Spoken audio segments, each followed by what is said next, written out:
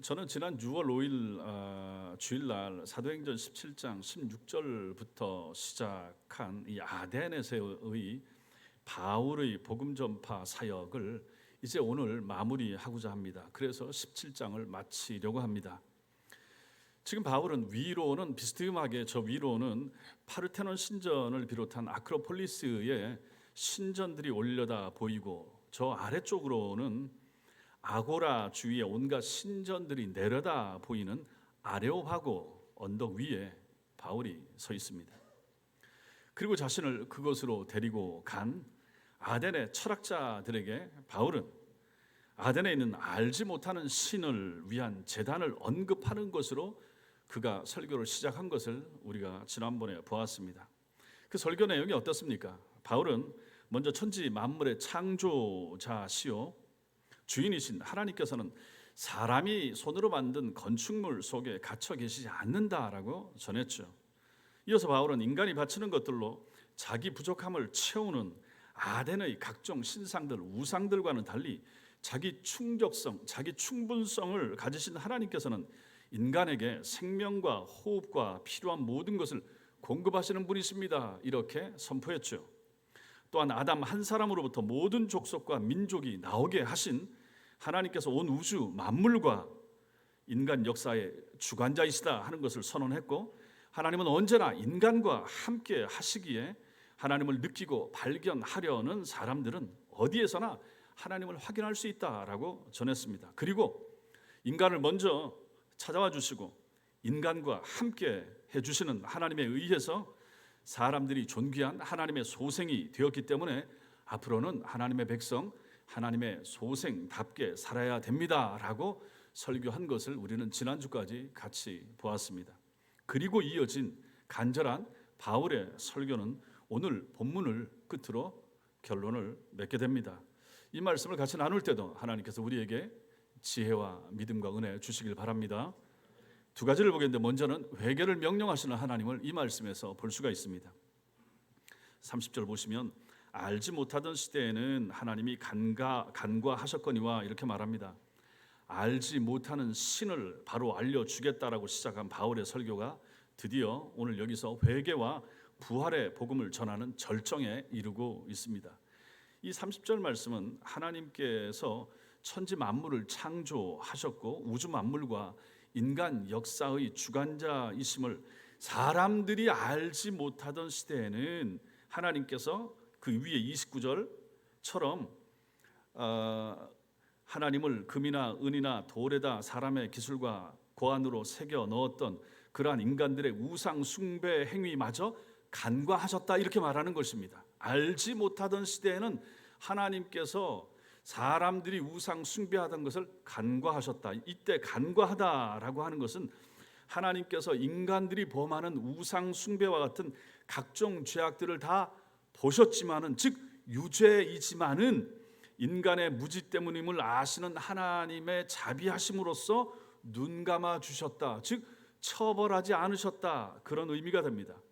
따라서 우리 조상들을 포함하여 우상을 숭배하던 많은 나라들도 그 역사를 진행해 올 수가 있었던 것입니다. 보십시오. 우리나라도 얼마나 우상을 많이 숭배하던 5,000년 역사 가운데 지나왔습니까? 그럼에도 불구하고 그 역사가 단절되지 않고 우리 한민족이 망하지 않고 지내오고 지금까지 이어져 올 수 있었던 것은 하나님의 간과하심 때문이었다 하는 것입니다. 저들이 몰라서 그렇다. 저들이 무지해서 그렇다. 그래서 하나님께서 우상을 숭배하고 금부치를 숭배하고 돌을 만들어 숭배했음에도 불구하고 우리나라를 포함한 모든 세상에 우상을 숭배하고 하나님을 믿지 못하던 나라들을 하나님께서 다 멸망시키지 아니하시고 지금까지 역사가 이어지고 존속되게 하신 것은 하나님의 자비하심에서 나오는 간과하심, 저들이 몰라서 그런다라고 하는 것을 하나님께서 지나치시고 덮어두심 때문에 지금까지 우리가 살게 되었다 하는 뜻이 바로 이 말씀이 되는 것입니다.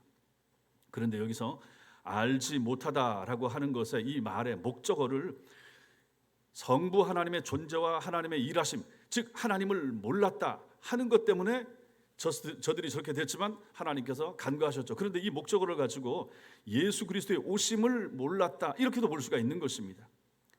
그렇다면 이 구절은 하나님의 자기 계시, 하나님께서 자기 자신을 보여주시는 계시의 절정이 예수님이죠. 그 예수님이 오시기 전 시대에는 하나님께서 이방인들이 참 신이신 하나님을 섬기지 않고 우상을 이것저것 만들어 섬겼어도 하나님께서 눈 감아 주셨다, 그런 뜻이 되는 것입니다.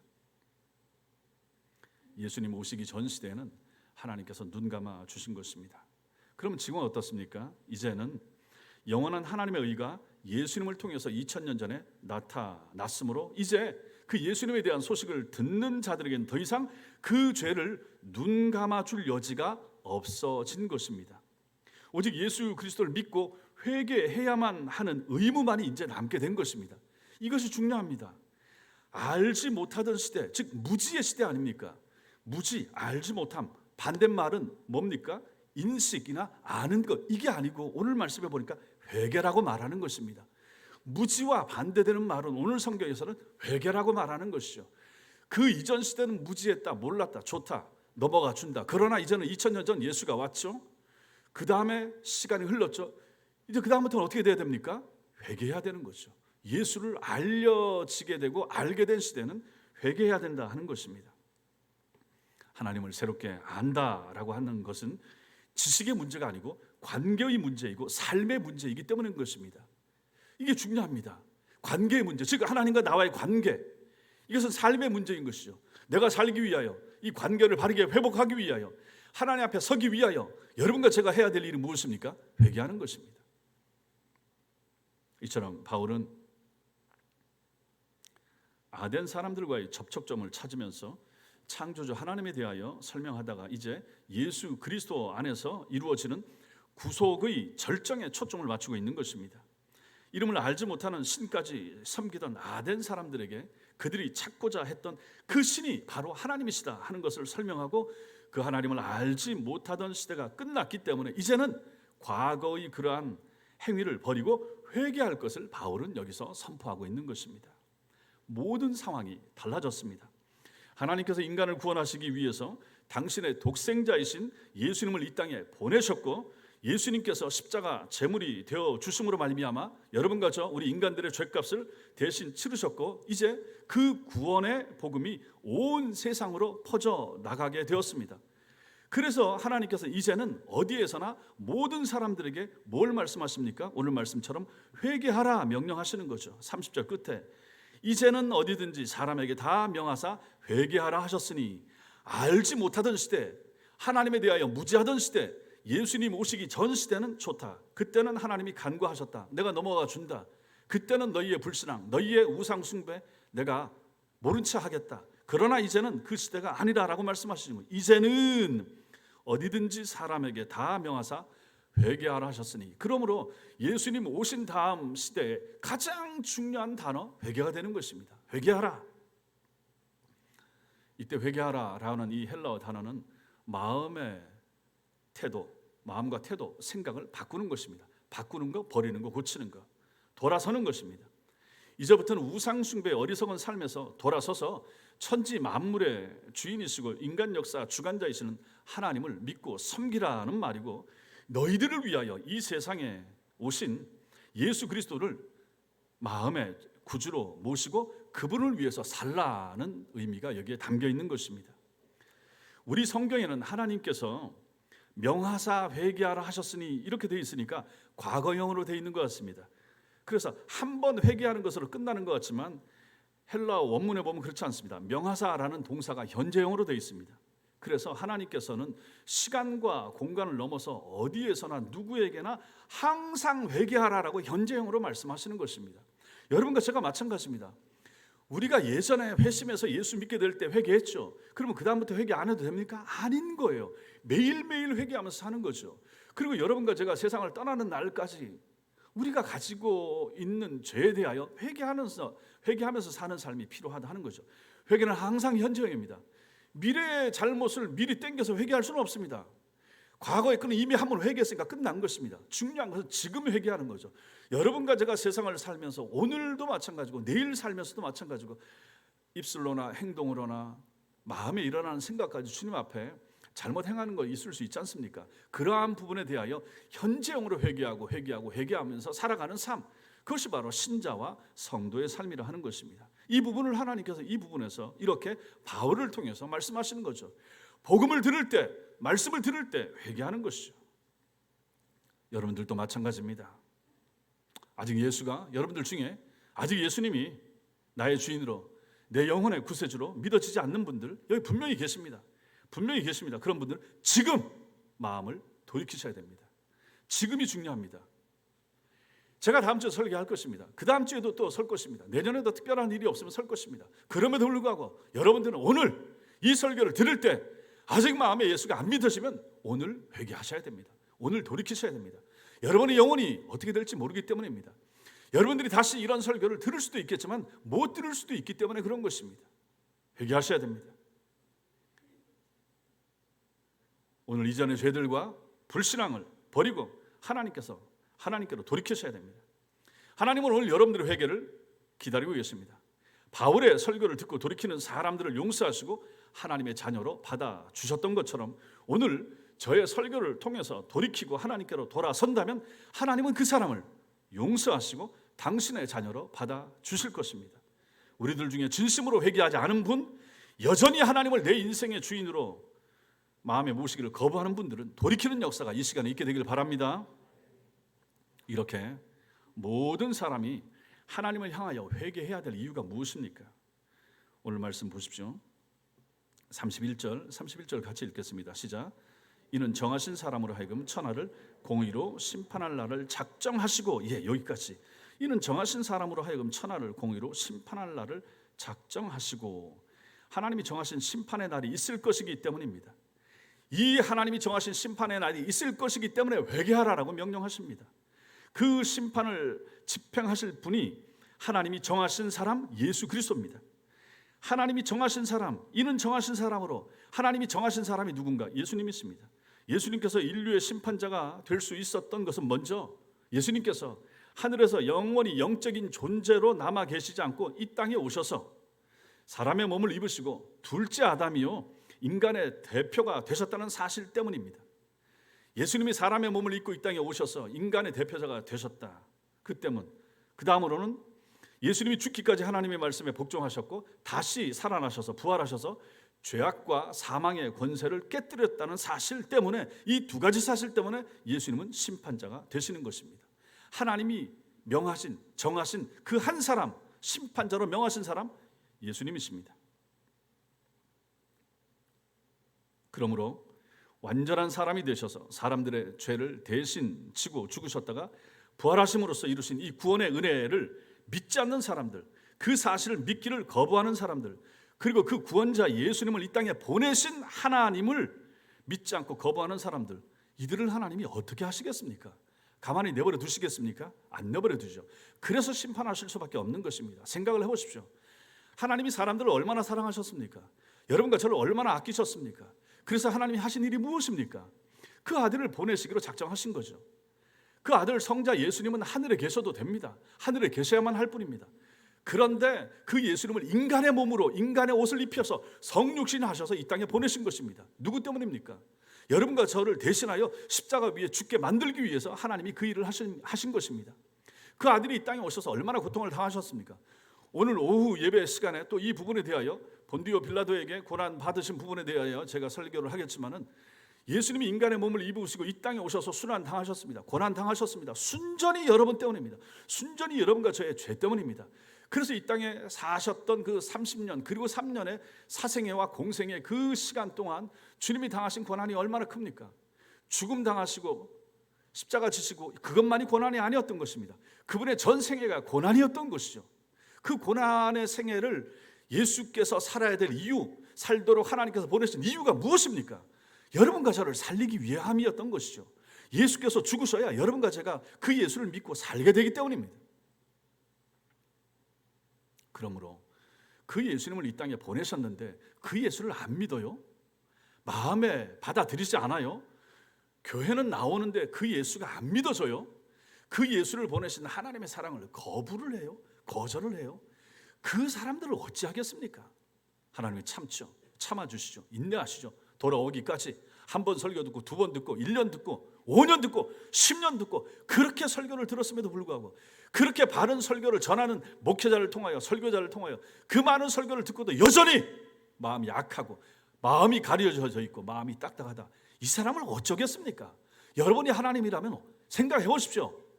여러분이 하나님이라면 어찌하시겠습니까? 가만히 두겠습니까? 이 인생들을 가만히 둘 수가 없죠.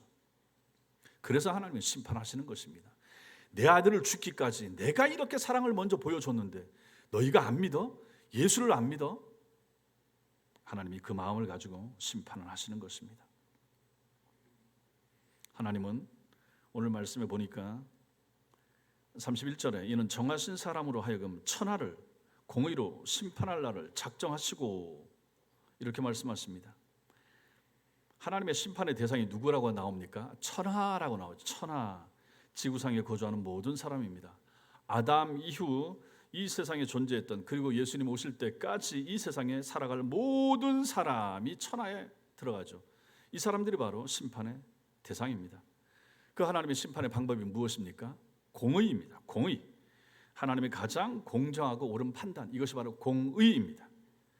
하나님은 당신의 의로운 성품에 근거하여 가장 공정하게 이 세상의 모든 사람들을 심판하실 것입니다. 그럼 그 심판의 결과는 무엇이겠습니까? 천국 영생과 지옥의 영벌이 될 것입니다. 정하신 사람이신 이 예수를 통하여 하나님을 믿는 사람들은 천국에 들어가게 될 것이고, 정하신 사람이신 예수님을 믿지 않고 하나님 믿기를 거부하는 사람들은 심판받아 지옥에 떨어지게 될 것입니다. 그러므로 사랑하는 성도 여러분, 회개하십시오. 심판주가 이 땅에 오시기 전에 회개하셔야 됩니다.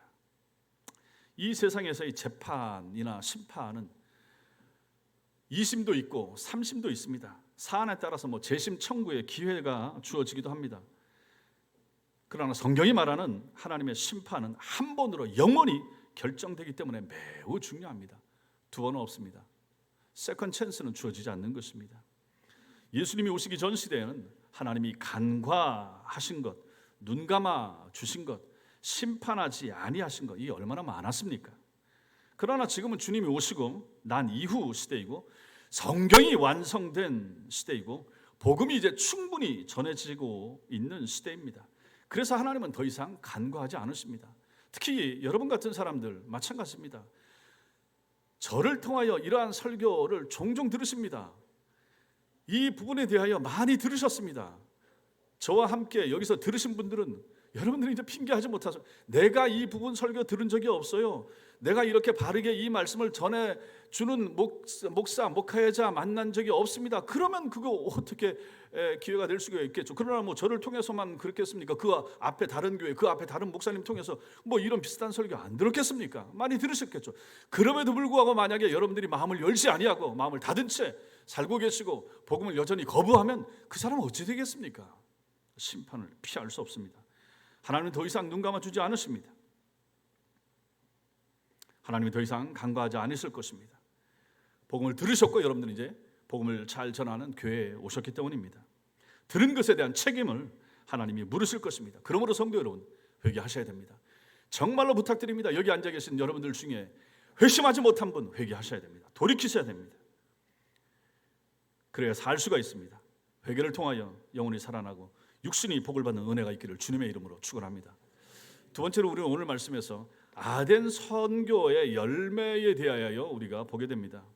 우상을 숭배하는 무지한 영혼들을 사랑하는 뜨거운 가슴으로 시작된 바울의 설교가 예수님의 죽음과 부활을 믿고 회개하라 라는 명령으로 지금 끝을 맺었습니다.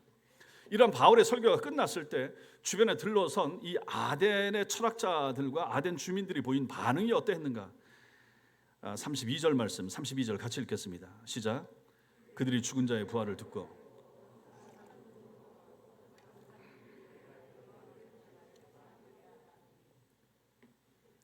바울의 설교가 예수님의 부활로 끝을 맺자 아덴의 이런 어떤 철학자들은 바울을 한동안 놀리고 조롱을 했습니다. 왜 그렇습니까? 아덴 사람들은 우리가 배웠던 것처럼 영혼은 선하고 육체는 악하다는 이 이원론을 믿던 사람들입니다. 그렇기 때문에 악한 육체가 부활한다 하는 것에 대해서 한 번도 생각해 보지 않았고 그럴 이유도 필요도 없다고 생각했기 때문에 예수님의 부활로 설교를 끝낸 바울에게 대하여 냉담한 반응을 보이는 거죠. 웃기는 소리 하고 있네. 이 사람들이 이런 마음이었다 하는 것입니다.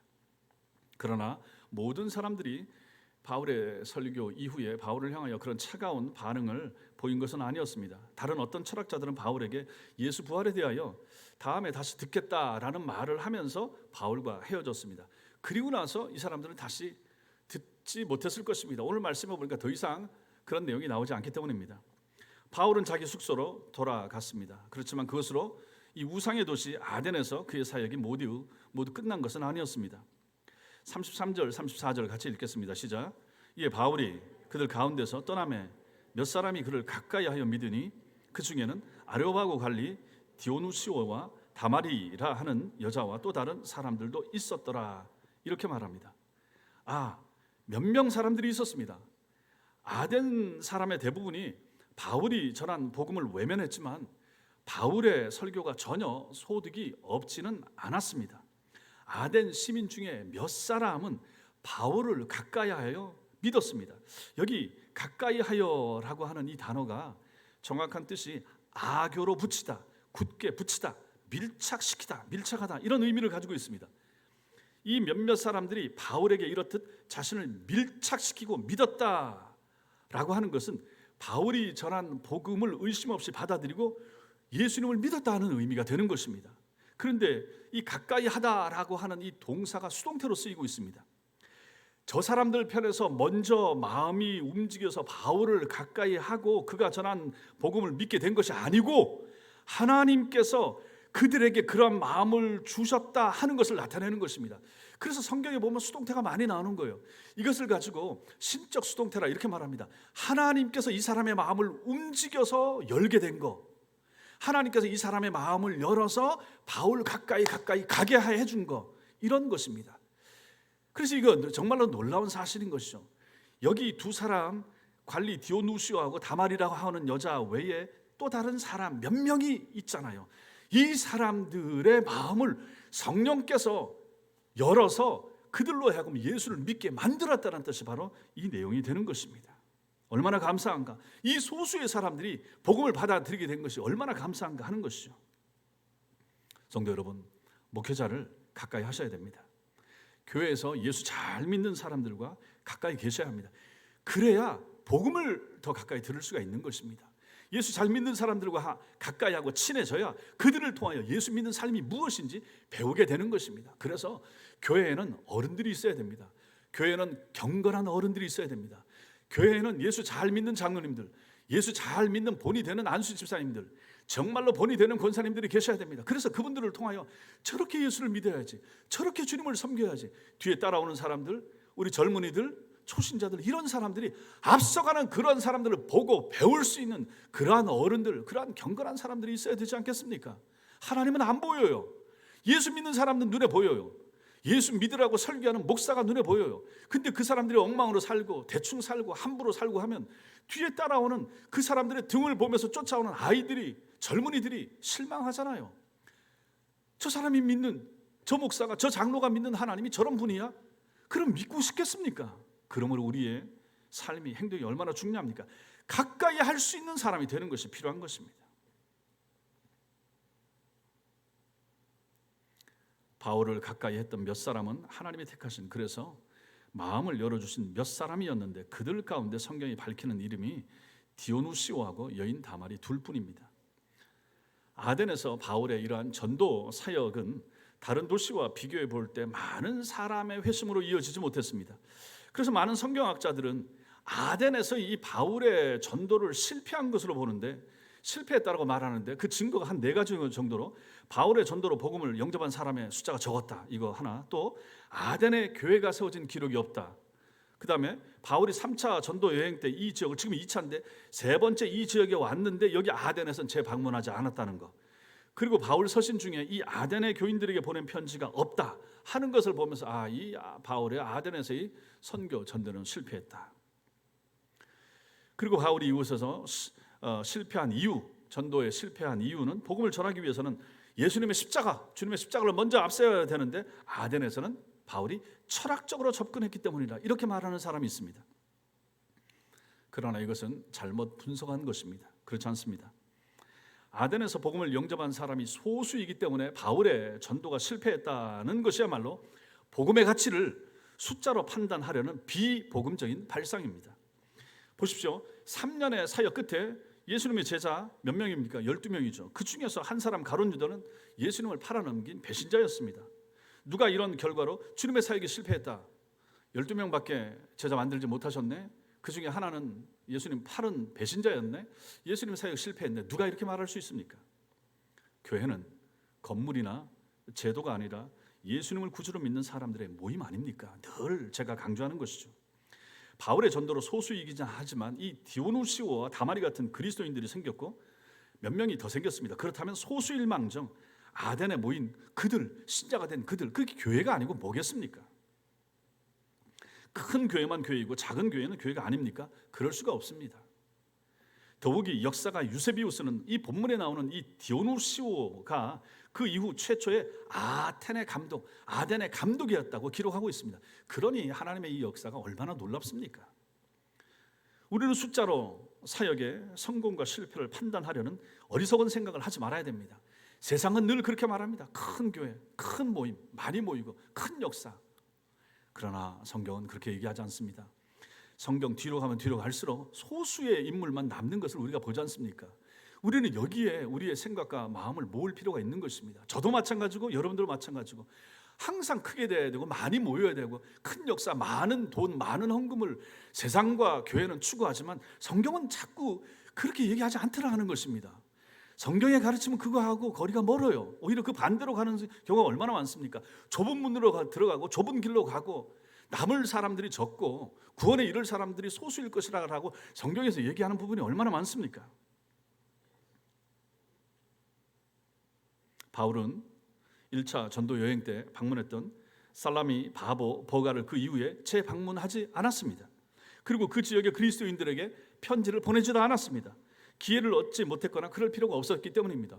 그러니까 꼭 바울이 간 지역에 재방문해야 된다든지 그곳에 있는 교인들에게 편지를 보내야 된다, 이 말을 아덴에서 사역에 실패했다, 이 이유로 드는 것은 말이 안 된다는 것입니다.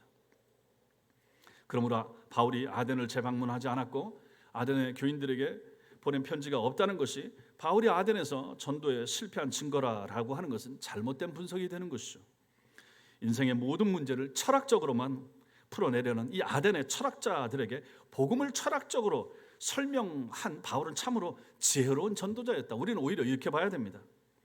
바울이 그렇게 하지 않았더라면 아덴에서는 단 한 명의 회심자도 얻지 못했을 수 있다. 우리는 충분히 이렇게 생각할 수가 있습니다. 우리는 보십시오. 아시아 대륙 드로아에서 마게도냐 사람이 부르는 환상을 보고 건너와서 도우라라고 하는 이 환상을 보고 아시아를 넘어서 유럽 대륙의 빌립보로 진출했던 바울이 데살로니가와 베레아를 거쳐서 어떻게 이 아가야 땅에 아덴까지 가게 되었는지 지금까지 같이 살펴보았습니다. 그것은 결코 바울의 계획이나 의도가 아니라 주님께서 한치의 오차도 없이 치밀하게 역사하신 결과였습니다. 그 이유가 무엇이었습니까? 오늘 이 지점, 이 아덴에서 본다 그러면 아덴 땅에 살고 있는 디오누시오와 다마리를 포함한 몇 사람의 영혼을 구원하기 위하여 하나님께서 이 걸음을 인도하셔서 여기까지 오게 하셨다, 이렇게밖에 우리는 설명하지 못하는 것입니다. 이 사람들의 이 귀중한 영혼, 5명일지 7명일지 10명일지에 이를 이 소수의 아덴에서의 이 영혼들을 위하여 하나님께서 그 긴 시간을 통하여 바울을 여기까지 이르게 하셨다 하는 것입니다. 그러니 얼마나 감사합니까? 34절의 증언에서 가까이 하다라고 번역된 헬라어가 수동태로 되어 있다라고 말씀을 드렸죠. 이 아덴에서의 몇 사람이 자발적으로 바울에게 다가간 것이 아니라 주님께서 그들을 바울에게 붙여주셨다라고 말씀을 드렸죠. 그렇다면 바울이 이렇게 열심히 애써 복음을 전했음에도 불구하고 이러한 소수의 사람만 복음을 영접했다고 하여 낙심한 마음과 실패자의 심정으로 바울이 아테네를 떠났겠습니까? 그럴 리가 없습니다. 그럴 리가 없습니다. 바울은 그 몇 사람을 구원하시려고 아시아 대륙에서 유럽 대륙의 아덴까지 자신을 보내신 그리고 복음을 전하게 하시고 그들의 귀를 열어 듣게 하시고 마침내 그들을 자신에게 복음 안에서 붙여주신 그 주님의 은혜 깊이 감사드리면서 그것을 떠났을 것이라 우리는 이렇게 봐야 되는 것입니다. 하나님께서 이 몇 사람 때문에 이 몇 사람에게 복음을 들려주기 위하여 이 몇 사람을 내게 붙여주시고자 하나님께서 나를 이곳까지 보내셨구나, 이렇게 말하는 것을 우리는 여기서 생각해야 되는 것입니다. 한국 국민이 사랑하는 시인 김소월이 있습니다. 김소월은 자신의 시 초혼에서 이렇게 기록합니다. 산산이 부서진 이름이여, 허공 중에 헤어진 이름이여, 불러도 주인 없는 이름이여. 제가 정확히는 기억이 안 나지만 이 이름은 아마 자기보다 3살 많고 결혼했다가 먼저 세상을 질병으로 떠난 그 부인 때문에 아파하면서 이 시를 쓴 것으로 기억하는데 정확한 건 모르겠습니다. 그래서 이렇게 하는 거죠. 산산이 부서진 이름이여, 허공 중에 헤어진 이름이여, 불러도 주인 없는 이름이여, 부르다가 내가 죽을 이름이여, 이렇게 기록하고 있습니다. 2000년 전에 우리의 죄값을 대신 치르시기 위해서 십자가에서 못 박혀 돌아가신 예수님의 이름은 우리가 부르다가 내가 죽을 이름이 아니라 부르면 내가 살고 부르면 우리가 살고 부르면 우리 가정이 사는 그런 이름이 되는 것입니다. 믿으시기 바랍니다. 2000년 죽음을 깨뜨리고 부활하신 그 예수님께서 지금도 살아계시고 앞으로도 영원히 살아계실 것이기 때문입니다. 그러니 누구의 이름을 부르는 것이 중요한가? 이것이 얼마나 중요합니까? 부처의 이름을 부른다든지 알라의 이름을 부른다든지 인샬라 하면서 폭탄 터뜨리고 죽으면 그 사람 어찌 되겠습니까? 천당 못 갑니다. 그냥 지옥으로 떨어지는 거죠.